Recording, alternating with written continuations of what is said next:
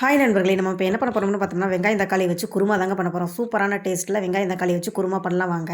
இப்போ ஒரு ஜார் எடுத்துக்கிறேன். எடுத்துட்டு அதில் தேவையான அளவு தேங்காய் துருவல் சேர்த்துக்கோங்க. சேர்த்துட்டு 1 ஸ்பூன் சோம்பு, 1 ஸ்பூன் வரமல்லி, ஒரு 3 வரமிளகாய் 2ஆ கிள்ளி சேர்த்துக்கிறேன். நீங்கள் இன்னும் காரத்துக்கு ஏற்ற மாதிரி இன்னும் சேர்த்துக்கிறதா இருந்தால் சேர்த்துக்கோங்க.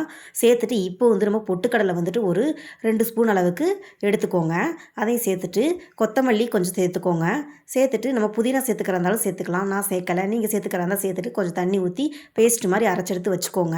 அரைச்செடுத்து வச்சுட்டு இப்போ அடுப்பில் ஒரு பாத்திரம் வச்சுட்டு தேவையான அளவு ஆயில் ஊற்றிக்கலாம். 1/2 ஸ்பூன் கடுகு உளுந்தம்பருப்பு போட்டு பொரிய விட்டுட்டு 2 கொத்து கருவேப்பிலை சேர்த்து போட்டுக்கோங்க.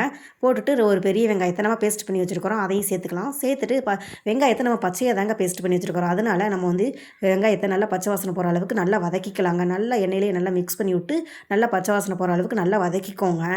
நான் பெரிய வெங்காயம் சேர்த்துக்கிறேன். நீங்கள் சின்ன வெங்காயம் சேர்த்துக்கிறதா இருந்தாலும் சேர்த்துக்கலாம், பெரிய வெங்காயம் சேர்த்துக்கிறதா இருந்தாலும் சேர்த்துக்கலாம். நான் பெரிய வெங்காயம் தான் ஒரு பெரிய வெங்காயம் எடுத்திருக்கேன். அதையும் சேர்த்துட்டு நல்லா பச்சை வாசனை போகிற அளவுக்கு நல்லா வதக்கிக்கிறேங்க. வதக்கிட்டு இப்போ நம்ம 2 தக்காளி எடுத்து அதை நம்ம பேஸ்ட் பண்ணி வச்சுருக்குறோங்க. அதையும் சேர்த்துட்டு நல்லா மிக்ஸ் பண்ணி விட்டு நல்லா பச்சை வாசனை போகிற அளவுக்கு தக்காளி பச்சை வாசனை போகிற அளவுக்கு நல்லா வதக்கிக்கோங்க. நல்லா மிக்ஸ் பண்ணி விட்டு நல்லா வதக்கிட்டு நல்லா கொதி நல்லா வதக்கியாச்சு. இப்போ நம்ம தேங்காய் இதுகள்லாம் மசாலா போட்டு நம்ம பேஸ்ட் பண்ணி வச்சுருக்கிறதையும் சேர்த்துட்டு கொஞ்சமாக தண்ணி தேவையான அளவு சேர்த்துட்டு நல்லா மிக்ஸ் பண்ணி விட்டு நல்லா கலந்து விட்டு நல்லா கொதி வரட்டுங்க. நல்லா கொதி வந்ததுக்கப்புறம் நம்ம கொஞ்சமாக மஞ்சத்தூள், 1 ஸ்பூன் மல்லித்தூள், 1 ஸ்பூன் மிளகாத்தூள் இதெல்லாம் சேர்த்துட்டு உப்பு தேவையான அளவு பார்த்து சேர்த்துக்கிறதா இருந்தால் சேர்த்துக்கோங்க.